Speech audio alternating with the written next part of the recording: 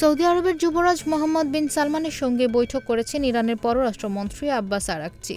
গত জুনে Israel Iran ১২ দিনের যুদ্ধের পর এই প্রথম কোনো শীর্ষস্থানীয় ইরানি কূটনীতিক সৌদি সফর করলেন। বার্তা সংস্থা রয়টার্সের প্রতিবেদনে বলা হয়, স্থানীয় সময় গতকাল মঙ্গলবার জেদ্দায় সৌদি যুবরাজ মোহাম্মদ বিন সালমানের সঙ্গে সাক্ষাৎ করেন আব্বাস আরাগচি। বৈঠকে তাদের মধ্যে দ্বিপক্ষীয় সম্পর্ক ও আঞ্চলিক পরিস্থিতি নিয়ে আলোচনা হয় বলে জানিয়েছে সৌদির রাষ্ট্রীয় সংবাদ সংস্থা এসপিএ। এসপিএ জানায়, বৈঠকে দ্বিপাক্ষিক সম্পর্ক পর্যালোচনা এবং আঞ্চলিক পরিস্থিতি নিয়ে আলোচনা হয়েছে। যুদ্ধবিরতি, আঞ্চলিক নিরাপত্তা ও স্থিতিশীলতা ফিরিয়ে আনার পরিবেশ তৈরি করতে সহায়তা করবে বলে আশা প্রকাশ করেছেন যুবরাজ। কূটনৈতিক উপায়ে সংকট সমাধানের ওপর জোর দেন তিনি।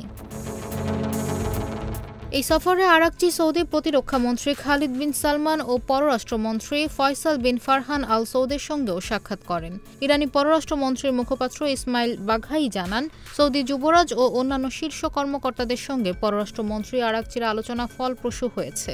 সামাজিক যোগাযোগ মাধ্যম এক্সে তিনি বলেন, সৌদি পররাষ্ট্রমন্ত্রী ফয়সাল বিন ফারহান আল সৌদ ও প্রতিরক্ষামন্ত্রী খালিদ বিন সালমানের সঙ্গে গঠনমূলক আলোচনা হয়েছে।